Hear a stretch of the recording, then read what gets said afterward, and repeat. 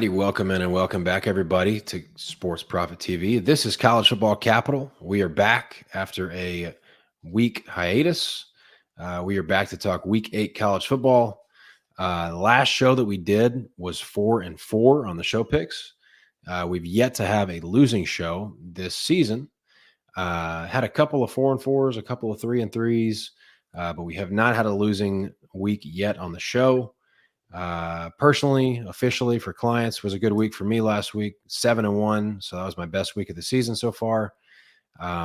Clee, how was it for you last week?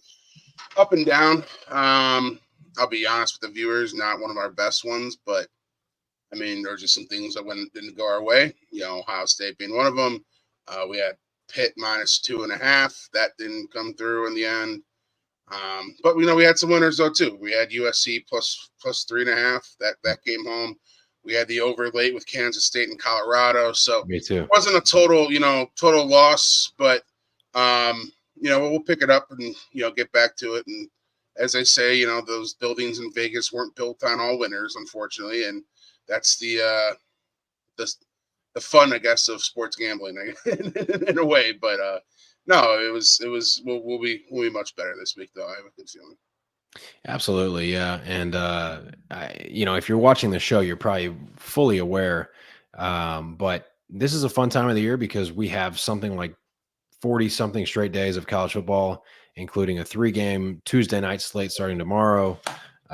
We've got another 2 on Wednesday, another 2 on Thursday, 4 on Friday, and then a full Saturday college football slate. So this is the best time of the year. Down here in Texas, we were actually scheduled to get like our first actual cool front, some first actual fall weather here. We're mid-October. It was 102 on Sunday, but we're actually going to have some fall weather coming up. So I'm really excited about that. And that's when that weather starts to roll on, the air gets drier. It feels like football season. It smells like football season. We got college football on Tuesday and Wednesday night. It's a special time of the year. We look forward to it. This is one of those that when we're like March and even further, the dog days of summer, you would, kill a puppy to have Tuesday and Wednesday football, right? Not really, but you would do a lot to get here where we are right now. And yeah, I wouldn't hurt any dogs because I'm a hugger. Yeah, I know, Clee. No, I wouldn't hurt any dogs either. I should have picked a different figure of speech. Or that hippo thing over in China right now, around South Korea, wherever that thing is. Yeah. Yeah, I won't even get into that, but anyway, we can get right into it though. We're gonna get to give some picks out like we always do. Hopefully, get you some CLV while we're at it. Look at the early board here. Like I just mentioned, we've got weekday college ball starting with Tuesday tomorrow night. Got 3 games tomorrow night with the Conference USA triple header. That's always fun. Right off the bat, look, I tried fading Louisiana Tech last week against Middle Tennessee, and it wasn't that I loved Middle Tennessee. It's like I'm fully aware that those are two bad teams. But here's the deal: I'm going to fade them again. Especially look. I know New Mexico State. I know that this is not the Jerry Kill, Diego Pavia New Mexico State this season. I understand it, but they're scoring points. They're at home in the altitude. Louisiana Tech is not good. This is not a good Louisiana Tech team whatsoever. I know that they won by margin last week against Middle Tennessee State. 10.5 or 11.5 now on MGM there is just silly to me. I mean, this is just 2 bad teams, and one of the bad teams is at home in the altitude getting 11.5 points. I'm going to make that an official show pick right off the bat because I've seen both of these teams play. Yeah, neither of them are great.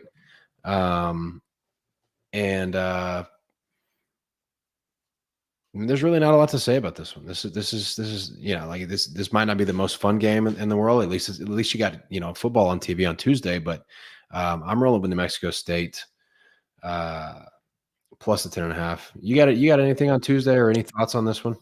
On Tuesday, on that one specifically, yeah, I agree with you. Louisiana takes Jack. Yeah, Middle Tennessee is just downright awful, and they feasted on a really really bad team. They're not that great themselves. So, New Mexico State, I feel like it's a team that is progressively getting better week by week. I think it's just kind of a process for them because of what they lost a year ago with what you aforementioned. So, yeah, I'll be right there with you. I like that a lot. I just 11 and a half at home with two kind of bad teams. Yeah, I'll go ahead and support your claim on that one. For me, I'll go with the top game there. Honestly, what did these show what South Alabama's team total is right now? I can pretty much tell you what it's going to be based on the number. Let me look. So total's 55, 13 and a half. That's going to put them at probably going to be like a 30, maybe like a 38 and a half. No, that's too much. Yeah, no, I'm not going to touch that that way. But 34 and a half. Okay, what I'll say here is this. I really like South Alabama's offense, and I don't know if Troy can keep up with that. I've bet South Alabama overs this year. They've been very profitable with this. I have an issue with Troy's offense. They've just not been good this season at all. So I'm not sure where the points come from Troy, but I do know that South Alabama will be able to put them up on the board. So I will make an official slow show pick here of South Alabama minus 13 and a half to start off the show because I just don't think Troy has the offense to suffice this much of a spread here. I mean, this could be, 31-13 type of thing, and we're in the green. Okay. So South Alabama minus 13 and a half? Yes, correct. Cool. Had I been just a little bit lower, around that 30-31 in the range, I maybe have taken the same total, but I really like, the 2-4 record's a little deceiving. They had a loss at LSU in there, and this is a good offensive team. They run a quicker pace as well. Troy they're not a good football team this season, and I think South Alabama minus 13 and a half is a good way to go here. I'm looking really quick for you because I think this should be closer to like a 34 and a half team total. It is, yeah, it's right dead on. It's 34 and a half minus 110 both ways. Yeah. No, 13 and a half is fine with me. I was going to go either way on it. Cool with the spread. Okay. Yeah, and then speaking of bad teams, Kennesaw State, Middle Tennessee State. I may have that one on like the third monitor just because I'm a nut, but I don't think I'll have any action on this one. But New Mexico State, like they're not even. I mean, they're playing decent at home too. Like these guys are fighting at home. They jumped out to a big lead over Liberty, who's still undefeated. Earlier in the year, they hung tight with a very explosive New Mexico team. Only lost by 10. It was like that game was a shootout. It was 50-40. So I'm not there with Louisiana Tech. I mean, being favored by nearing 2 touchdowns on the road here. I mean, that's just I don't get it at all. I mean, I know New Mexico State's defense is bad, and but at home, that's not an easy trip. I mean, that's not an easy trip for anybody. So, yeah, give me that. All right. So 2 right off the bat that's tomorrow night. So if you're tuning in live, you just got 2 of them for tomorrow night. Moving on to the Wednesday games, got Western Kentucky at Sam Houston State. Eat 'em up, cats. That's what they say out there in Sam Houston State. 5-1. What was that? Said learn something new every day. Eat 'em up, cats. Eat 'em up, cats. I'll be honest with you on Sam Houston. Sorry to cut you off there, partner, but I came away very impressed with them a couple of weeks ago when we both thought UTEP would make that a game, and that was not anywhere close to what we thought it would be. Not to talk about our losses, but I think the more of the thought on our end was, wow, Sam Houston State is pretty good this year. I'm going to lay off this one. Just I don't feel comfortable with the way Western Kentucky has been playing better of late, especially we know how good they are offensively every season. So it's going to be a layoff on my end, but I do kind of lean Sam Houston in this spot as well. So let me look at something real quick. Look at my numbers.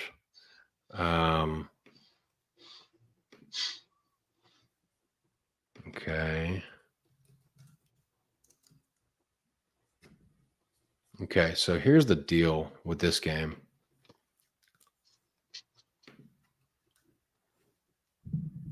Yeah. So Western Kentucky this year has shown a lot more balance than years in the past. They've shown a lot more toughness. We're in the era of college football now where I've had to address this with myself with my handicaps. Um, I'm so used to wanting to gravitate towards programs that have like consistency from year in and year out, but that's just not the nature of NIL and the transfer portal and all this. And so, you look at somebody like Western Kentucky and you go, "Oh, look who they lost. They lost Austin Reed and they lost these receivers and they lost this and that and blah blah blah blah blah." And you just automatically you rate them lower in your power rating and your value that you would assign to them is lower because of those losses. But we're at the point where like these teams can legitimately reload and be good or better than they were the year before. And I think that that's actually the case here with Western Kentucky. I actually think that they're a more balanced football team than they were last year for sure, because they never really performed, how we thought they would last year. I think Western Kentucky is more balanced than they were last year. I think Sam Houston State is improved. They are definitely better, but Sam Houston State still has quarterback issues. Like they went and got Hunter Watson from junior college. Yeah. And this is a kid that's thrown 7 TDs and 6 interceptions. So like better than last year, but not outstanding, right? I would lean towards Western Kentucky getting the field goal here. I'm not going to make it a show pick, but I would definitely lean that way. And I just think Western Kentucky is the more complete team here. I think they can play enough defense. They played really well against like Boston College. I was super impressed. Yeah. I was really impressed. They showed toughness. They actually played defense. I would lean Western Kentucky +3 in that one.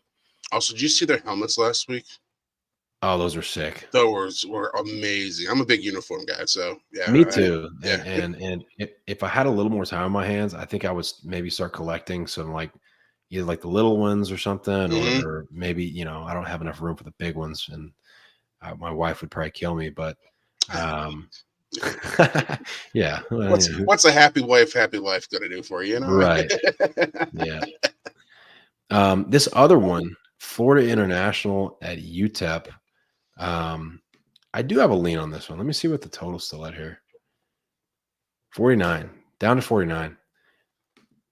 Unless there's some injuries I don't know about, I actually would probably lean over. I know like the pace of play is not necessarily there.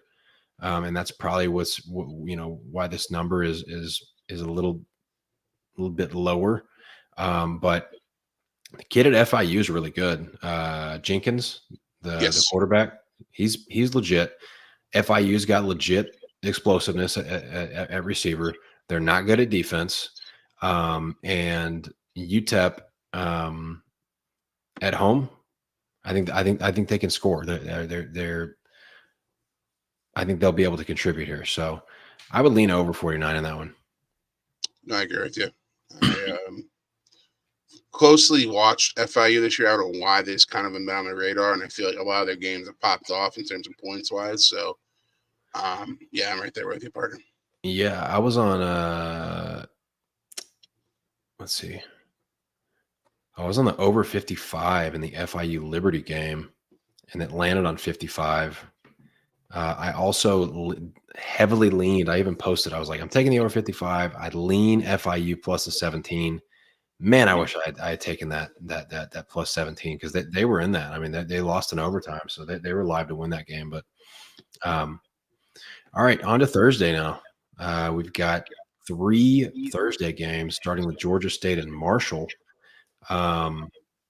Marshall better than I thought this year. I kind of another one of those. I expected them to take a step down because of the transfer portal, but they kind of replenished and brought guys in themselves. But 8.5 for me, 8.5, 9. I can't get there. Anything for you on Thursday?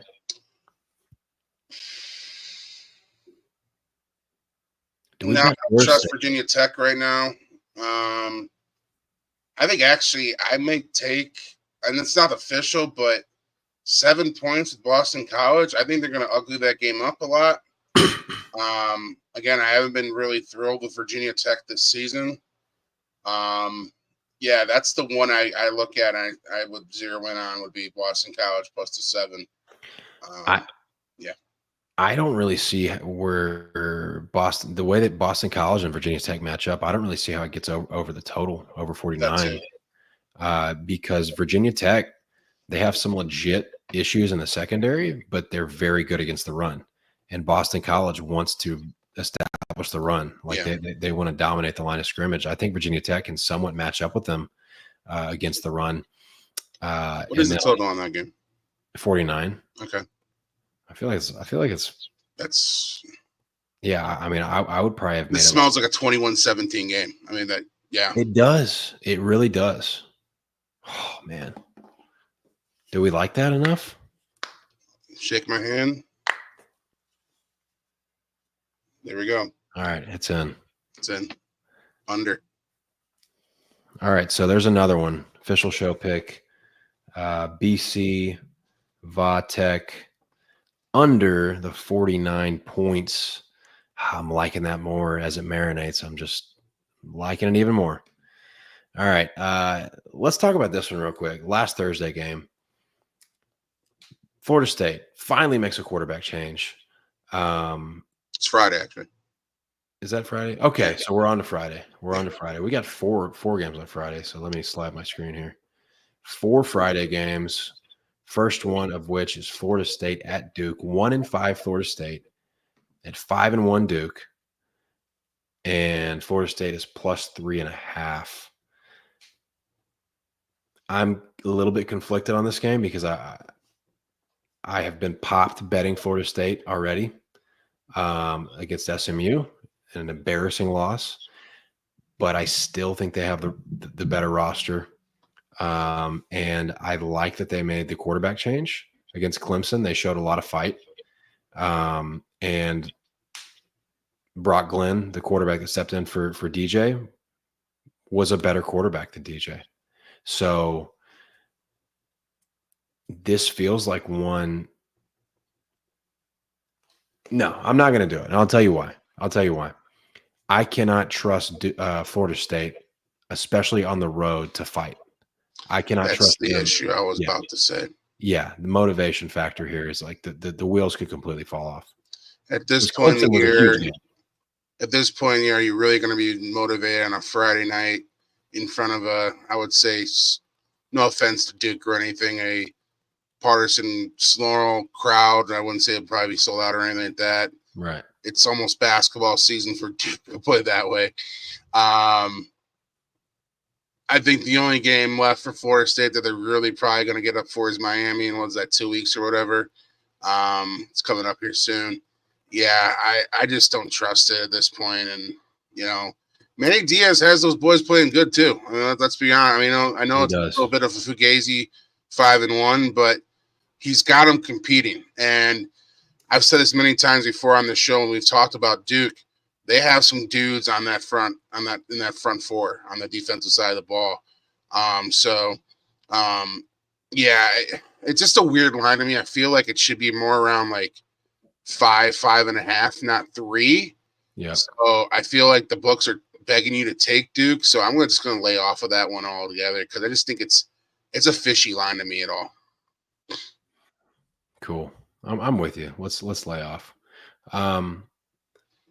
Nothing for me on Oregon. On that Oregon, I was about to say, I'm interested to see how Oregon, on a short week off of such an emotional game, if it was anyone but Purdue in the Big Ten right now, I would say take the other side just for that factor. But Purdue's just really bad, and they're really, really bad defensively. They gave up 50 plus Illinois on Saturday. Not another game with the overtime, but there's a lot of turmoil in in that program right now. Players are getting suspended, not liking the head coach. So again, that's another one I'm going to lay off. I will say this: I do like Brigham Young on Friday night. Short week for the Cowboys. The game's in Provo. We know how weird things get there. At night they can suffocate you defensively, and I just haven't as high as I was on Oklahoma State. They're one of the more disappointing teams to me this year with the amount of talent they had coming back, especially Ollie Gordon and that offensive line. And it just hasn't worked yet this year for some reason. We saw the signs of it in that Arkansas game at the start of the season. And, we definitely saw it when they laid that egg against Utah at home against Zach Wilson's little brother. Again, this is just a lean. It's not an official play for me, but I think Brigham Young is a good look on Friday night, All right. especially in Provo. Well, I'm glad you brought this one up because, it is important. We do the show, you and I personally, just because it's important to kind of hash out the thoughts and hear that kind of a different perspective sometimes. I'm leaning the other way, and I'll tell you why. First of all, this was like 7 on opener. It's 10 now, and I get it. I mean, I understand why the market is betting BYU here. BYU's made me money a couple of times already this season. They did for me last week against Arizona. They've been a pleasant surprise in many ways. However, there's a couple things to look here for as far as angles. What did Oklahoma State do last year after their bye week, after a bad start to the season, right? Is that the Kansas State game? That was the Kansas State game, yes. Yes, so yeah, I do definitely remember. And they went on a hell of a run. They had just lost 7-33 at home against South Alabama. And this is the kind of team that Oklahoma State is. They can beat anybody and they can lose to anybody. That's the kind of team that I believe they are. I still don't trust Sataki with anything, especially to cover a 10-point spread. I do not trust him. He eventually is going to do what Sataki does. The other thing is this. There have been some misleading final scores on BYU's schedule, right? So their most impressive win of the year was that 38-9 win against Kansas State. Well, they won the turnover battle 4-0. Okay. So anytime you've got 4 turnovers to 0 against a team you're playing, that's potentially, it's potentially 28 points. And, that's roughly what they lost the game by. They lost the game by 29 points. Kansas State ran the ball for 5 yards a carry with Giddens and 6.2 yards a carry with their quarterback. SMU ran the ball for 5 yards a carry against BYU. I do think BYU has improved. I just think at some point the numbers gotten too big. If Oklahoma State's ever going to have an athletic advantage, number one, off of a bye, their market value could not be any lower than it is. Now this is approaching 10. Yeah, I wouldn't take it past 10. I'll be honest there.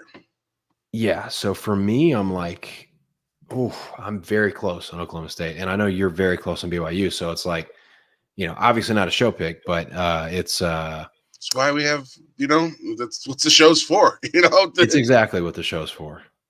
Exactly. So I'm glad we got to talk about that one because it's a very interesting matchup in a lot of ways.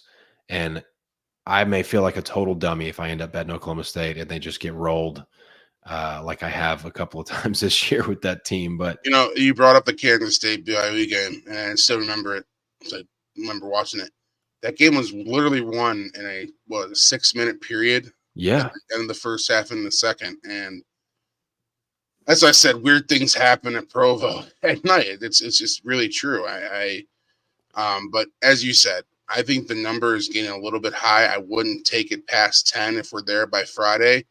I may have different thoughts. At 9.5 probably would be my threshold in this. I'll see where the number goes from there. But I understand why the number has risen the way it has, because you just have two teams that have been in polar opposite directions this season. So, is BYU a blue blood in your opinion? no, Really?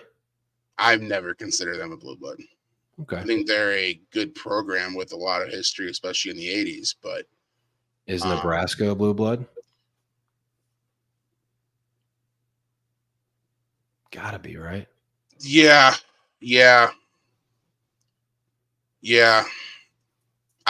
Here's my thing about Nebraska, because they kind of fall in the same tree as Tennessee with me, where like really great in the 90s, really, especially Nebraska, really great history.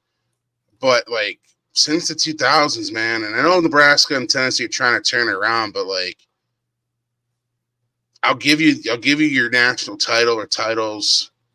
I'll give you your national title appearances, SEC, and I guess Big 8 titles. But man, like this isn't. I guess it's not 1997 or 2000 anymore. Like, yeah, kind of how I feel about both programs. I feel that. I mean, like I had a Tennessee fan talking trash to me after Saturday. And I just literally said, "What have you done for me lately?" Right. Like make a playoff if you're gonna talk trash. Yeah. Like if it's a Michigan fan, whatever, you got your title last year. If it's a Georgia fan, I'll let it happen because but all right, good job. You won the Outback Bowl. Like, no one cares. I mean, thanks for the free shrimp, but like, come on, man. Yeah, Tennessee is not a college football blue blood for me.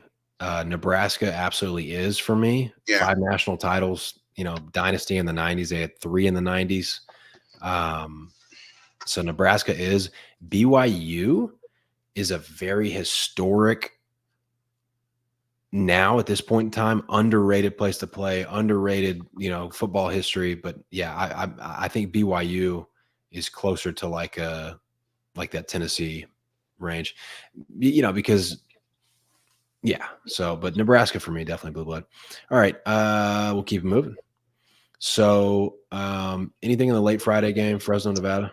No, weird line to me too. I feel like Fresno maybe should be a little higher, but I'm not going to probably touch it though. Maybe that's 2 in that game, but it is kind of a weird line. Nevada is playing really hard. They just beat Oregon State. They're much better than anybody anticipated they'd be this year. And Fresno State is a little bit aimless. So I would probably go dog or pass here at Fresno State, Nevada. All right, on to Saturday. Let's get to it. This is a fun one to kick us off. Wake Forest and UConn. There's tons of playable, money lines either way here. You can find, -1.5 either way if you wanted. Almost to pick them. Obviously, UConn a short favorite here at home. UConn has been we could almost consider them a wagon this year because they have just been rolling teams that they're more physical than. Wake Forest, obviously, kind of like bottom of the ACC, but still probably has 8 or 9 players on the field. They played a weird game. Did you watch any of that Clemson game with them last week? What was that? Did you watch any of the Clemson game with them last week? I watched bits and pieces of it after. I mean, it was like 7-0 Wake, and then I look back up, it's 28-7 Clemson. Like, and it was at Wake. Yeah. So I think this is another. I mean, we're getting to the juncture of the year where we're middle of October, and where's the motivation on either side? And I think you have it here for UConn. You're at home. You're closing in on possibly a bowl bid. Now that's not as big as it was, but for a program like UConn, that does mean something. Yep. Does Wake really want to go up to Storrs, Connecticut on a Saturday at noon Right. and in front of like 10 people? I don't think so. Like, so, I mean, I really like UConn here. I do. I mean, yeah, they played some bizarre games. That Temple game, like that was a weird one, but you know, they're physical. Like Jim Morrow's still their coach, correct? I'm not mistaken. Yes. Yeah. Yeah, they play the physical brand up there, and he's finally getting the results of his some patience, and I think they win on Saturday. I think they go to 5-2.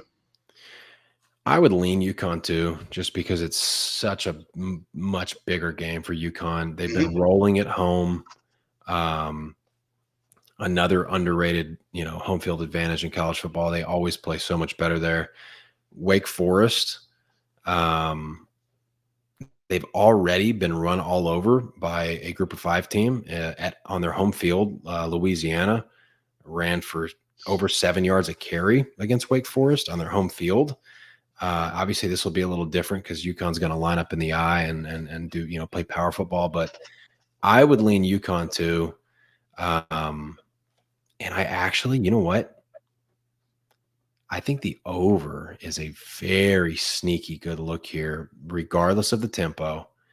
What are we at here? 58. Okay. So the market is somewhat adjusted. I still would say like 57, 58. Wake's going to have to score. UConn will push them around. But 58 is too high for me. 58 is too high for me in that one. I was hoping for like a low 50s total, 51, 52. So it's right where I would probably make it. Okay. Miami and Louisville. What are we thinking here, Clee? I actually have a show pick on this one. Well, let's do it. Click on it for me, please. I just want to make sure what the number is, what it is.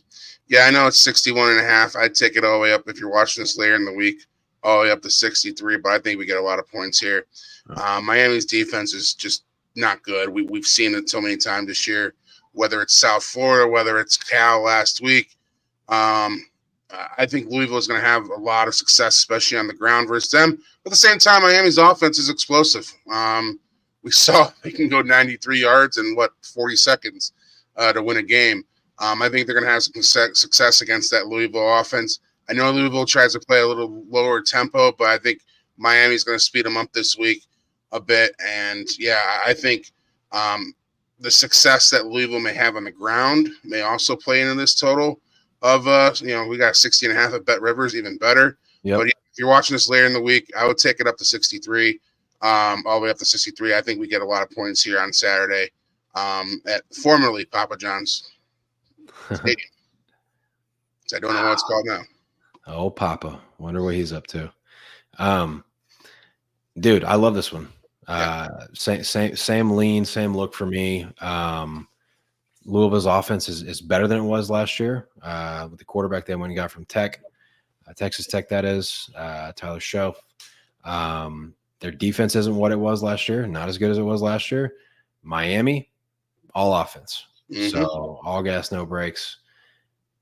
I don't see how this is not a shootout. I mean, Louisville let me down big time against SMU. I'm not even that impressed with SMU's offense, and Louisville just got gashed. So I like the over here quite a bit as well, Clee. I think this is a good look.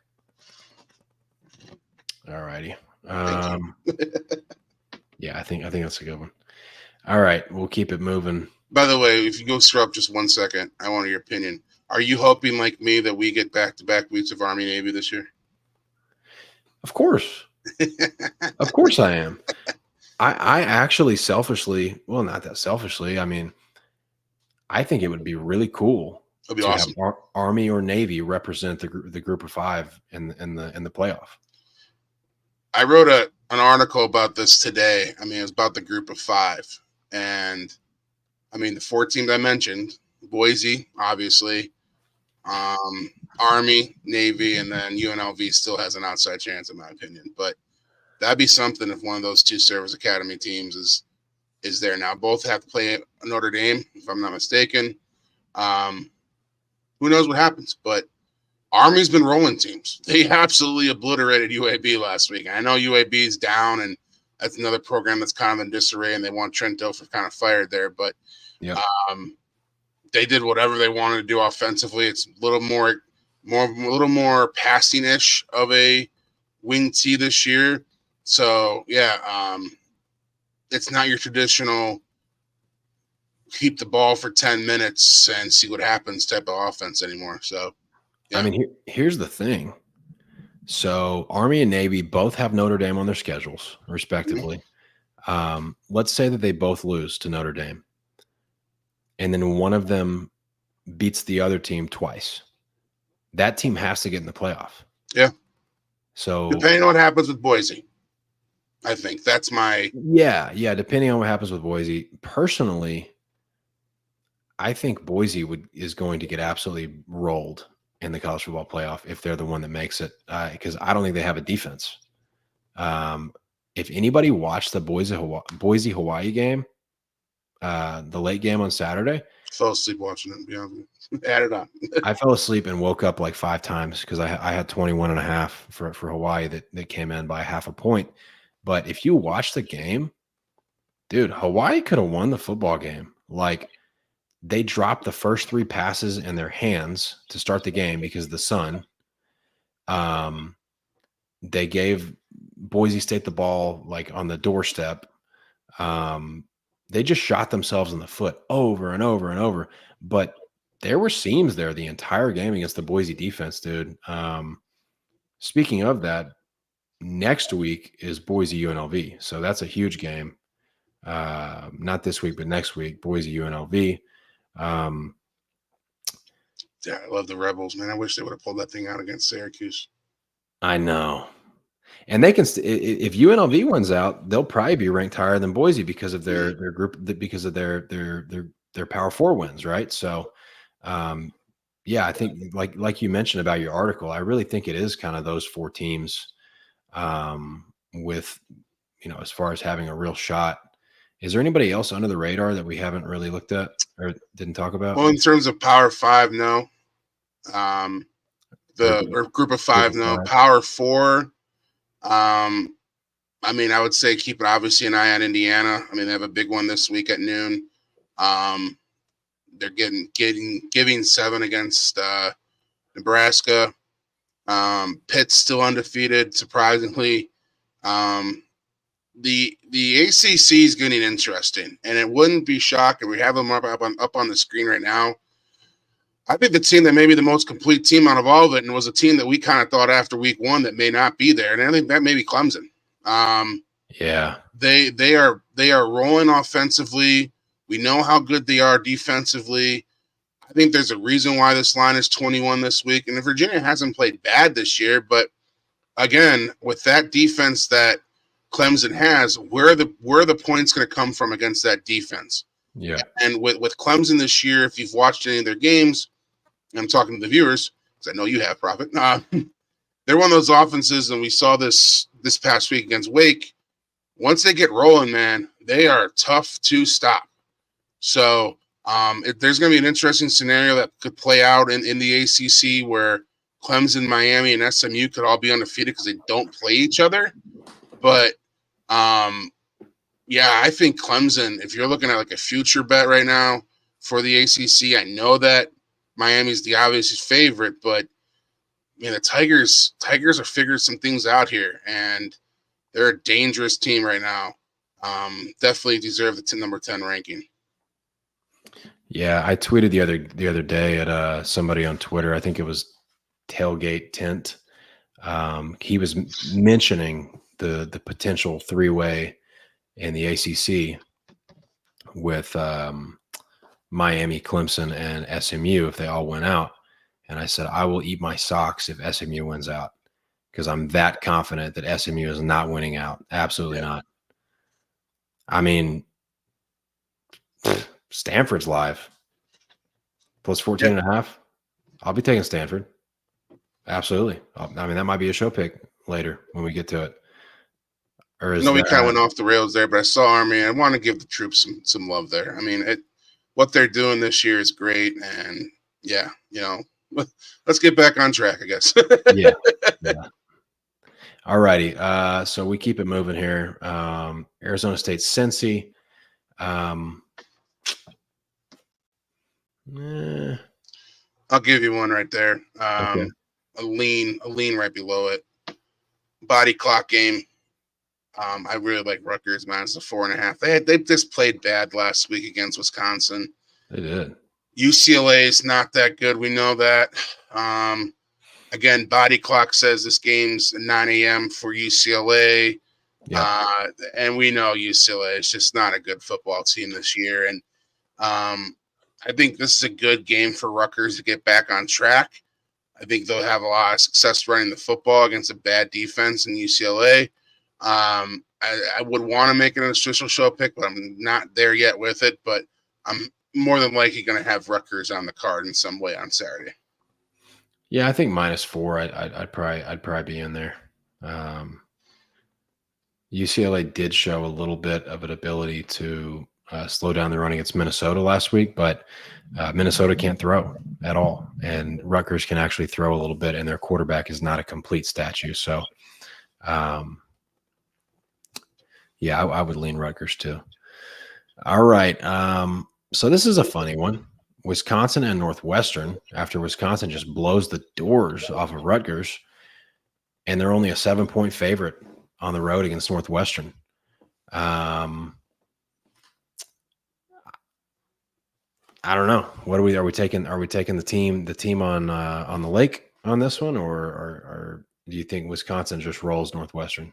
I think the Northwestern is weird at home in a way.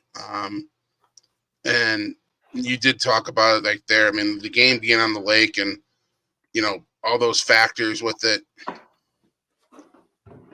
I would lean Northwestern. I would also lean the under in this game. I'm not sure where it's at right now, but I just don't see a lot of 41 feels about right, truthfully. I know it's a small total, but there's a reason why. I mean, there's going to be a lot of running the football in this game. Northwestern wants to slow it down. We know that.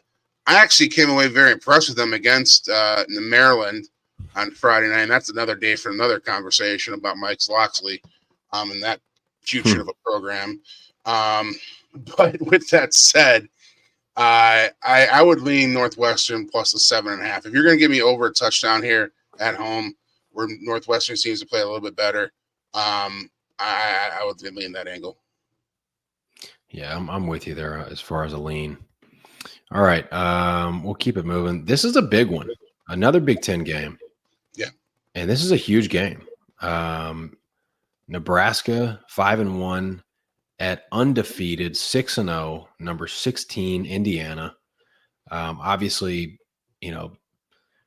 whole James Madison coaching staff came over and took over here in Indiana. The defense has looked improved. Everything's looked improved. Curtis Rourke, came over from Ohio. He's looked healthy this year. Second year off of his ACL tear. Was, best quarterback in the MAC a couple of years ago. Now he's, spearheading the offense here for Indiana. This line, the look-ahead line before last week was 3, Indiana 3. And then it opened at 3.5. And now we are seeing Indiana 6.5. There's even some Indiana 7s in some places. How do you feel about this one? I think we get points here. I think it's a great job what Coach, was it Cugini? I'm sorry if I mispronounced that, but what he's doing with that Indiana program, it's going to be interesting to see if they can hold on to him after just 1 year. Yeah. Look, there's a very good, I wouldn't say great, but good outside chance Indiana could slip into this college football playoff this year at 11-1. Now, I'm not saying they're going to beat Ohio State because that'd be the one loss, but with what they have left on the schedule, Illinois is going to be tough. I know they have to play Michigan, but Michigan, as we know, is very, and we'll talk about them here in a little bit on an official show pick for me, very one-dimensional and can't score. And that's one thing we know Indiana can do this year. Defense is a little suspect. I will say that, and I think that's where Nebraska is going to have some success. Okay. But I know that Indiana is going to come out and they're going to score the football. So, yeah, I actually really like over 50.5 in this game. As for the side, I think it's a little bit crazy in this realm. 6.5, I think, is just a little bit too much. I would prefer back down to the 4. But there's a lot of respect given the Hoosiers. This is a big game. They've had this game sold out for almost a week and a half now, which is awesome for that program. Yeah. And Nebraska usually likes to buy up those tickets. We know that. And props to the Hoosier Army, as they call themselves up there or over there, for pouncing on this opportunity. So, yeah, I think it should be a great game. I like the over a lot, though. Okay. Show pick or just a lean? Show pick. Okay. There's another one. So we got Nebraska, Indiana over. I have one more I know I'm doing later on in the show. Okay. Here's what's crazy about Nebraska's offense. They'll look like superstars for a quarter, and they'll get up 7 points, 10 points, and they'll just take their foot off the gas, and they'll start playing not to lose, which drives me crazy. But I think Indiana has enough firepower here to push the pace, and I think Nebraska will have to. It'll kind of be a back and forth affair. So I would lean Nebraska plus 6.5 or 7. I just think I think Nebraska can hang, but that's kind of the feeling I have on the spread. I really do. I just kind of the same way as you. Especially that it opened at like 3, 4.5. Yeah. All right. I'll keep it moving. Let's go to. All right. Let's talk about this one real quick. A MAC game that I have some interest in. Central Michigan and Eastern Michigan. First of all, like, how far is that drive? Are they like on the opposite side of the state? No, it's about, I want to say 2 hours. Okay, Mount Pleasant's right in the middle of the state, and Ypsilanti is right outside of Detroit. So okay, so it's 2 hours. This is an Eastern Michigan team that their defense has been exposed now for a couple of years in a row, and this year they allowed 34 to Jacksonville State, 30 to Washington, 33 to Kent State, and last week 38 to Miami of Ohio. Miami scored in the first play from scrimmage in that game. So, not that I was watching, but I was. Central Michigan. I know that they might have some quarterback issues here as far as injury, but the other kid that came in, LaBosse, wasn't bad. He didn't do a lot, but he wasn't bad. I just think they're more physical than Eastern Michigan. Yeah. I really lean with Central Michigan here, plus the 2.5. Plus 3 would for sure be an official play for me. I was on Ohio last week, and they were up 24-0. And Central Michigan came back and had a chance to win the game. And so this is not a bad football team. They're a little bit Jekyll and Hyde. I mean, they've got results like, some bad results, like they lost 52-16 at FIU. And I think that, you have some data points that are kind of skewing the spread a little bit. I'm just not really. I think Eastern Michigan kind of fell off from last year. They're a very fake looking 4-2. And I think you can make an argument that Central Michigan, they run the quarterback a lot. They play physical defense. They are kind of a poor man's Miami of Ohio in a lot of ways, schematically, and they're getting 2.5 here. I think that I lean Central Michigan here. Yeah, I'm right there with you. The lack of defense for Eastern is very concerning for me. It's just, Creighton's got a good coach. Creighton there up there has got a good offense, but I mean, they as I said, that Miami game versus Eastern happened to be on where I was at, and first play from scrimmage was a 65-yard touchdown pass. I'm like, all right, here we go. So another MAC game I like.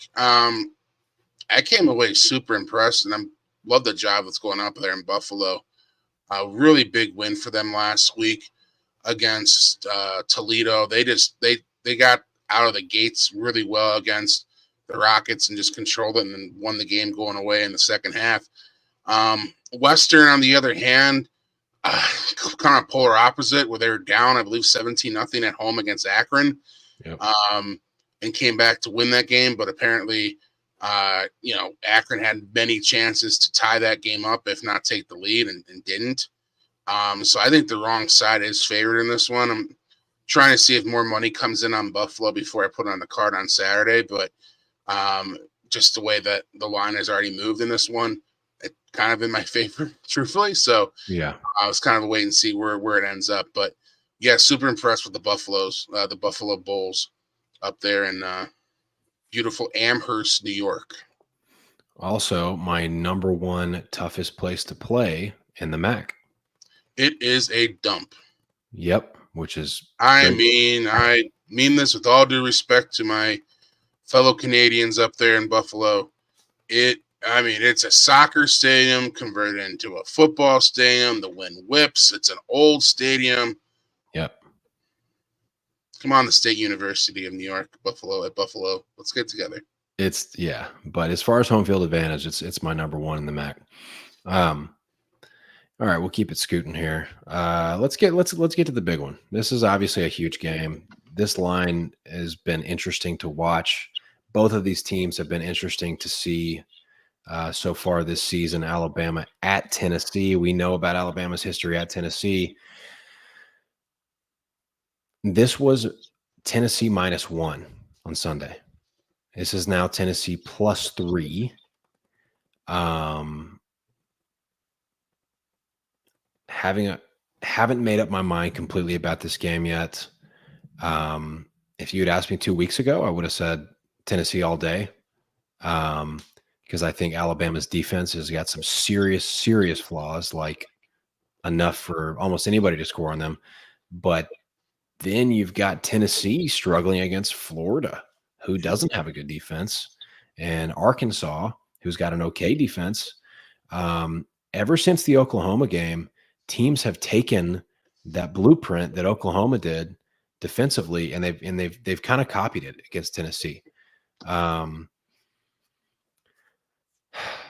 would have to lean Tennessee +3 just on numbers alone, but I've got to dig into this one a little bit more because I feel like there could be something going on that I'm missing on the surface.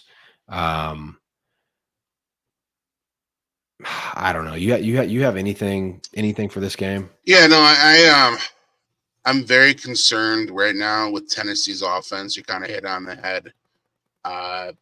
They had 0 points through like 2.5 quarters in the middle of the third quarter in that game against Florida.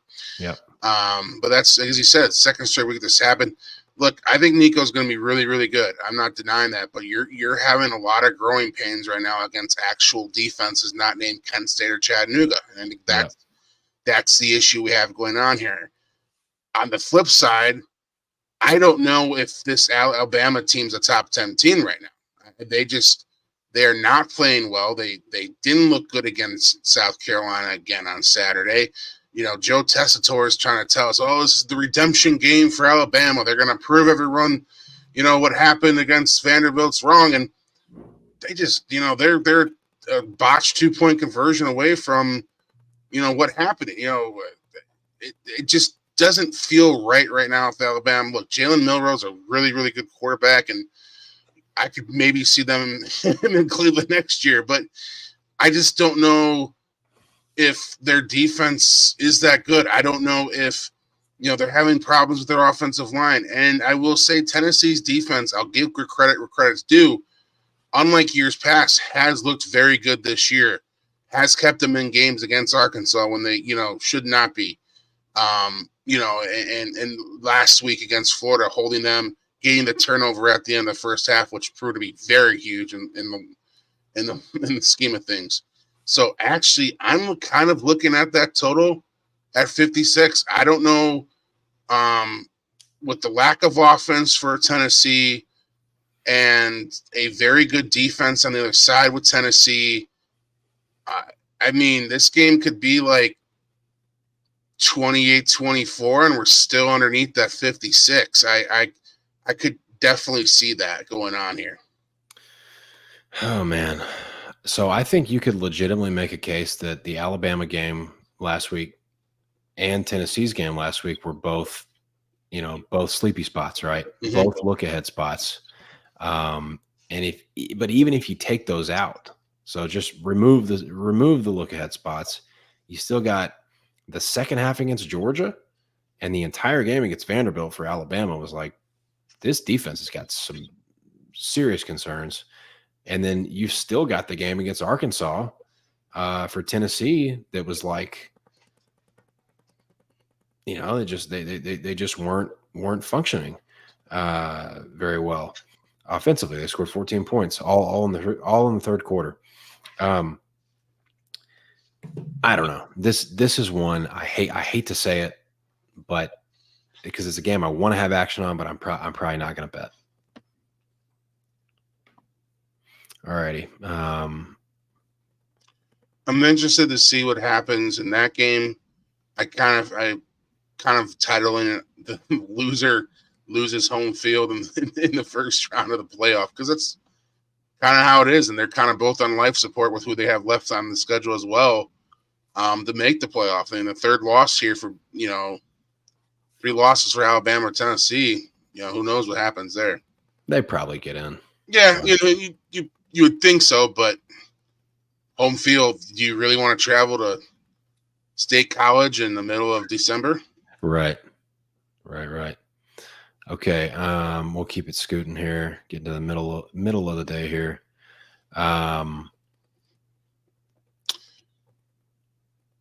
Another Big Ten game. It's kind of an interesting one, and I'll tell you what I'm thinking, because I just remembered looking at. I think I'm going to make this official. Let me see what this opened at. Hold on. Let me look at something real quick. Michigan at Illinois. This opened at. Oh, this is one. Dadgum. Wish I had gotten it open because this was a pick 'em. I like Michigan here, because of Tuttle, because of Jack Tuttle for Michigan, because he's supposed to be starting here, and he came in against Washington and flipped the script. Looked like a completely different Michigan team.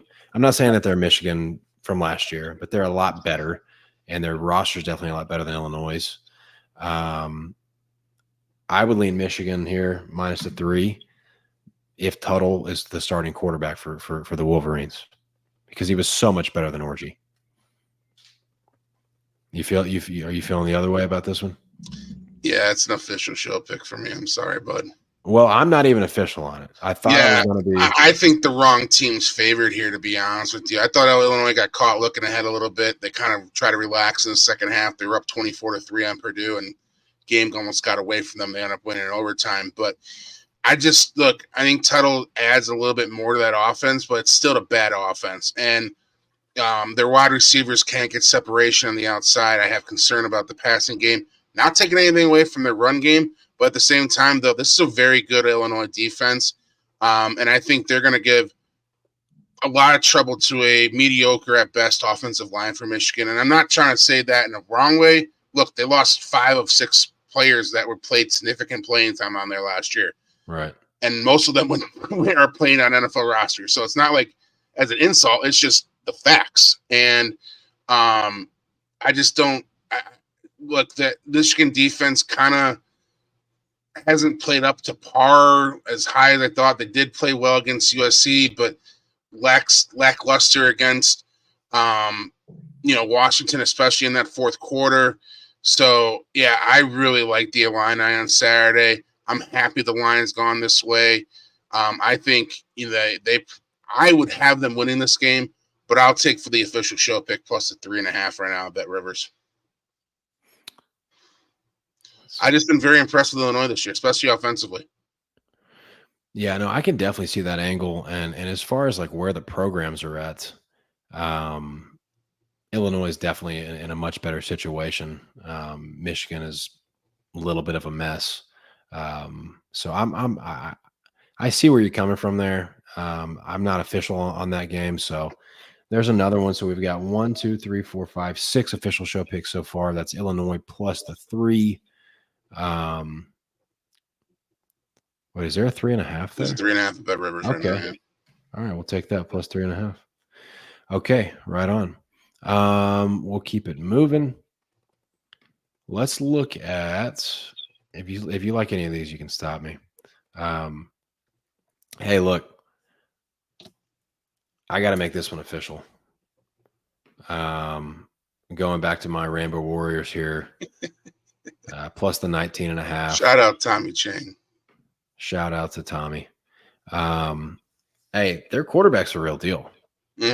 Braden Schlager, whatever his last name is, really might be a pro. I'm not. He's big. He's fast enough. He's very composed. He almost never makes bad decisions. Dude almost never put the ball into harm's way. And they've got some guys. Like, they went out and got some actual receivers. If they just don't drop the ball, this game will be not a blowout for me. I do. It's a little scary because of Washington State's quarterback. He's very mobile. And so that's one thing that I would keep an eye on. What's the total here? 55.5. That's bizarre. That is a bizarre total for this game. I thought it'd be much higher. I'm gonna have to circle back on that total, but for now, yeah, I'm gonna go Hawaii, getting the 19.5. I know it's on the road. You know, they had Boise at home, but I just think that they'll score enough to keep within the margin, because they should have had a lot more last week. It was shot themselves in the foot over and over. All right, here we go.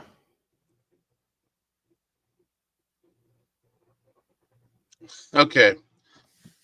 Pop up New Mexico and Utah State. This is not going to be a show pick for me, but I will say this is a lean. Oh, look at that number at the total. Exactly, man. And that's why I couldn't make it a show pick. But, boy, I mean, first one to 45 may win this game.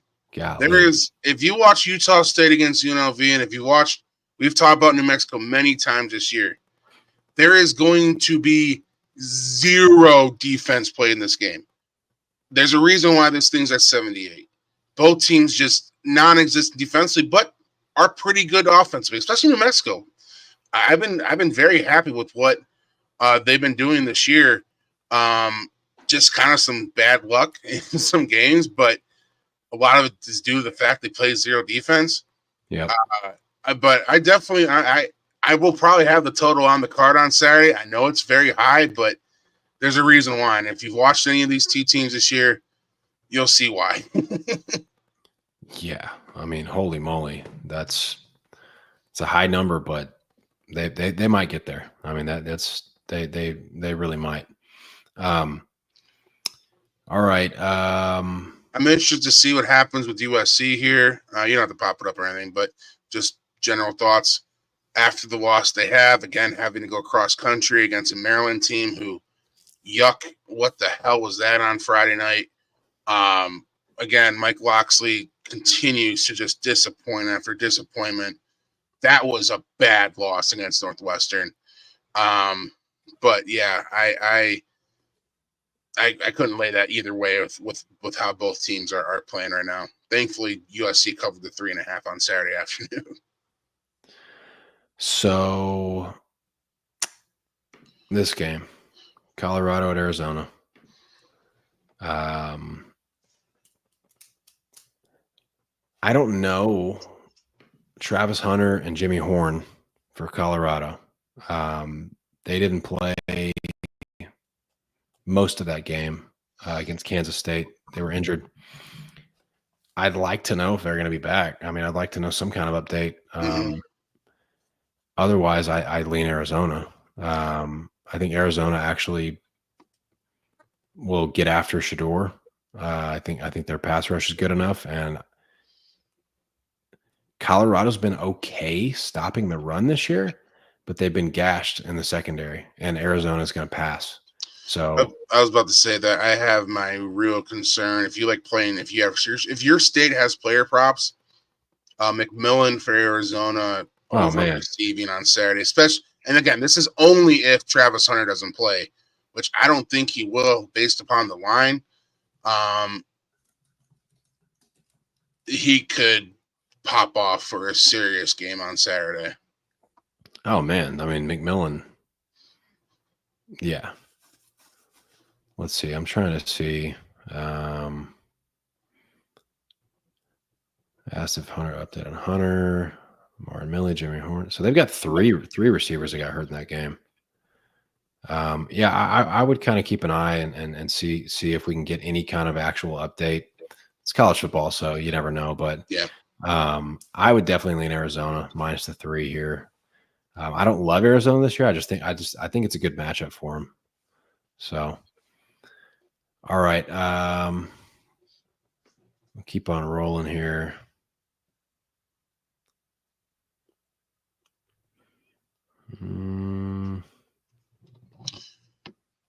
I do have a lean on Kansas State on Saturday. I just think they, after watching West Virginia last week against Iowa State, I think it's kind of the same kind of game plan Kansas State wants to run, and they had a really hard time slowing down Iowa State in that game. The final score wasn't as indicative of how much I think the Cyclones really controlled that game. So yeah, I really like Kansas State on Saturday night. Okay, minus the 3. And they put themselves, again, motivation spot right now, right in the heart of this Big 12 race. I mean, 1 loss is at BYU. Still have a chance to get to Dallas for the Big 12 championship right now. I kind of like UCF getting the 14. I don't love UCF. I mean, I think they've got some issues, but I don't think Iowa State has played a whole lot of good offenses this year, to be honest. And I mean, Baylor was able to score 21 points on them with 3 passing touchdowns, and Baylor's offense is not good. Other than that, they played North Dakota, Iowa, Arkansas State, and Houston. So I think Iowa State's probably a little bit overrated this year. They're 6-0. They're undefeated. They're number 9 in the country. Come on. Iowa State is not a top 10 team. I mean, not even really close to me. So I would lean UCF plus the 14. I haven't watched a ton of Memphis this year, but I have watched a decent amount of North Texas. I faded them last week with FAU, who came through on the +6. North Texas has got the kid from TCU as their quarterback now, and he's looked pretty good, but he does throw a lot of picks. Probably nothing there for me. Okay. We called Alabama, Tennessee the game of the week, but what am I doing forgetting about this one? This is the game of the week. I'll let you go first if you like anything. Yeah, I do have some concern right now with Georgia, especially defensively. A lot of injuries, and now offensively they have some injuries, and that's actually my biggest concern overall with Georgia. Is just the lack of playmakers they have on the offensive side. I'm not saying they're bad, but I'm not saying that it's what Ohio State or Oregon has right now in terms of wide receivers that can create real separation, running backs that can really break them off. I mean, they lost another running back today. I think this is Texas' game. I think this is Texas' game to get here. 3.5 makes a lot of sense, especially with the way the Longhorns have been playing, especially defensively. I wouldn't be shocked if it's kind of the same game plan Alabama had in that first half of making Carson Beck try to beat them and try to force mistakes like they are. But yeah, I think that for Georgia, they're gonna have to figure out a ways, be creatively, make some get some points here, and I don't know where that comes from with what they have. And again, they're beat up, and they let a very bad Mississippi State team stick around way too long on that game on Saturday, and that was a big concern to me. I know maybe it was a little bit of a look ahead spot, but yeah, I have my concerns about Georgia. And Texas, on the other hand, just has looked very, very good week in and week out. So I think this is Texas's game. No official play for me, but Definitely the Longhorns minus the 3.5. I'm probably laying the juice on the money line minus Mm. 160 minus. I mean, I don't usually play over minus 140, but I think Texas is the side. I don't really want to mess with points here. If you don't want the minus 160, minus 170, whatever it is, just use them for a parlay. Um, I think Texas is, I've already said this, but I think you got Texas and then everybody else. Like I think Texas is the most complete team. I would probably have Ohio State second, even though they just lost last week. I would still probably have them second because I think they're very balanced. But Texas, all they've done is improve their receiving core from last year. Their receivers are better. They're more explosive. Their defense is better. The quarterback play has been better. Everything that Texas has done has been better. Like if there is a juggernaut right now in college football, it's Texas, and they're at home. They've had this one circled the entire season. Um, I think Texas.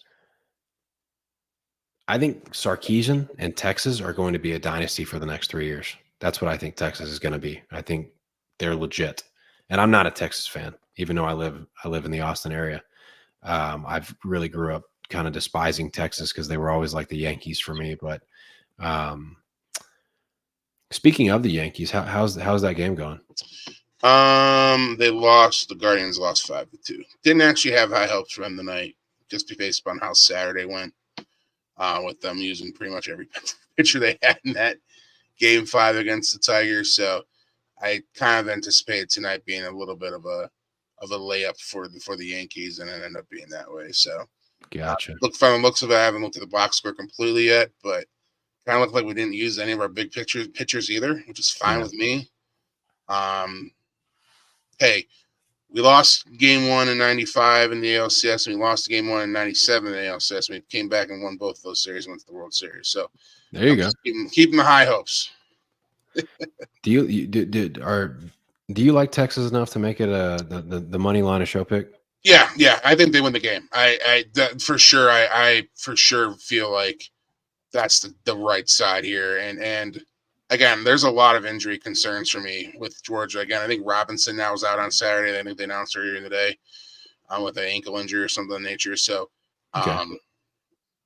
there's a lack of playmaker ability right now in Georgia, which is kind of shocking. But I think Brock Bowers did a lot of good job of covering up or getting a lot more of the attention that caused a lot less coverage on the outside. And I don't think they have that, obviously, that playmaker this season.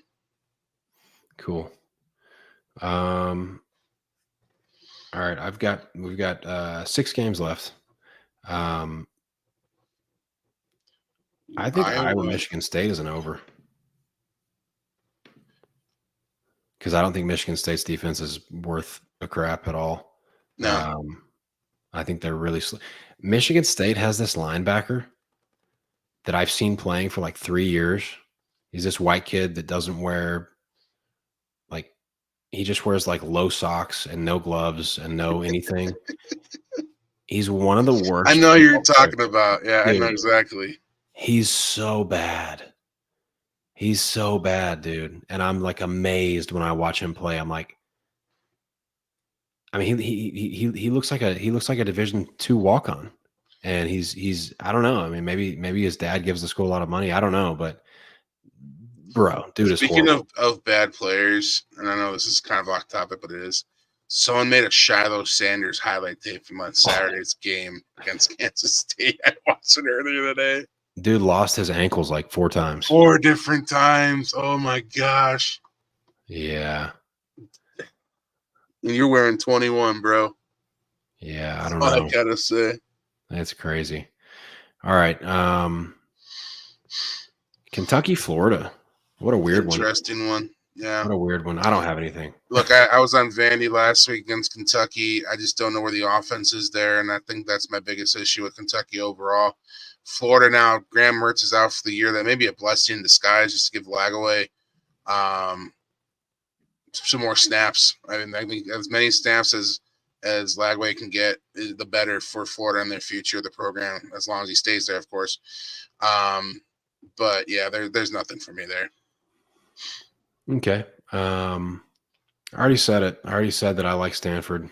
Um, I mean, I know that their defense has got some issues and everything, but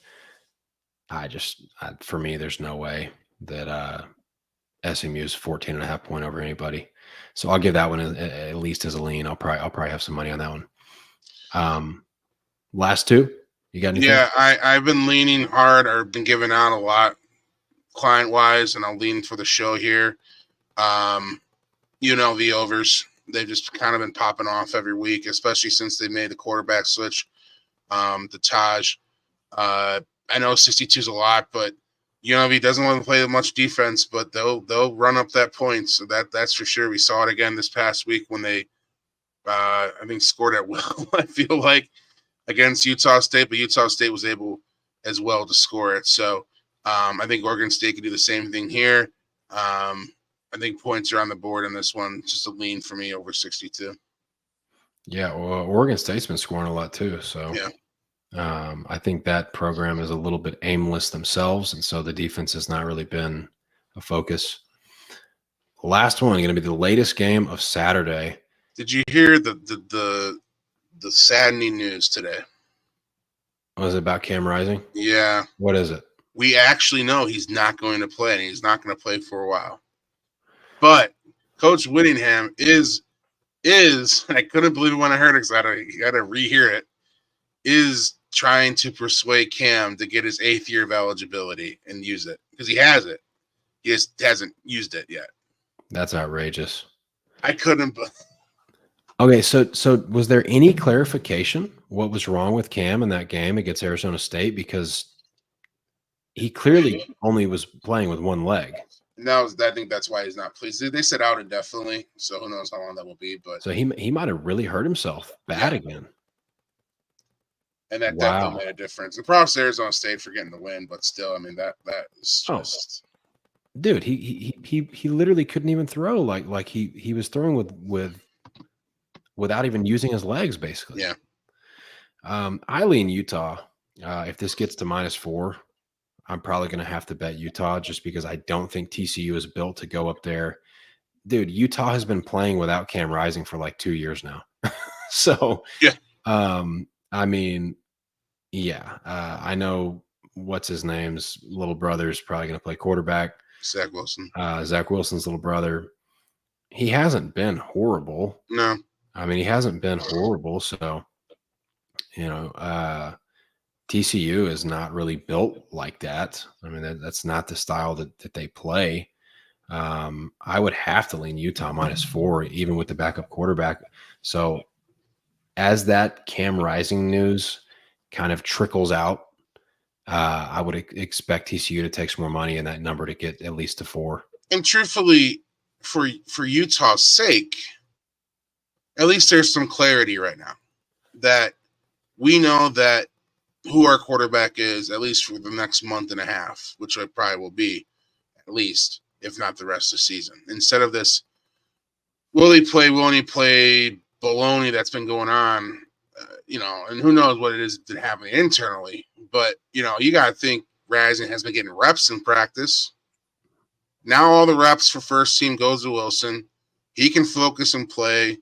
And, yeah, I'm like you. I feel like once more people realize that Rising isn't playing, this number is going to go a little lower too. And, yeah, I think Utah matches up well defensively, especially against TCU. Cool. All right. So show ran a little late today, but we didn't really have a time limit. So hopefully, we gave a lot of good insight out and talked about a lot of games that we didn't even go official on. I think we pretty much hit the board. So good show. We gave out 1, 2, 3, 4, 5, 6, 7, 8 official picks. Once again, same thing we did last week was 8 official show picks. So, if you're watching today, appreciate you guys watching live and always thanks. Make sure you subscribe to the channel. Make sure you hit the thumbs up button. We've got Tuesday, Wednesday, and Thursday night college football games this week. And of course, Friday and Saturday. So, great week to do a show. 2 for tomorrow. We both gave you 2 tomorrow. Yep. Right off the gate. That's right. First 2 right off the bat in New Mexico State game against Louisiana Tech, and the South Alabama game. So, yep. Clee, always enjoy it, buddy. It's really a good exercise for me to be able to go back and forth with you and talk about the games and kind of share thoughts. So, always appreciate it. And anything else? No, always links to listeners. Like, share, subscribe, all that deal. It does mean a lot to us. We do take some time out in our busy lives to do this for you guys, and we appreciate the listeners as well on the same front. So, Prophet, always a pleasure to be on with you. Nice being back in the saddle with you. It's almost mid of October, crazy to believe, and next thing we know, will be rivalry weekend at the end of November for us. Hopefully not too soon, but Yeah. yep. Always good, bud. And I will see you guys next week.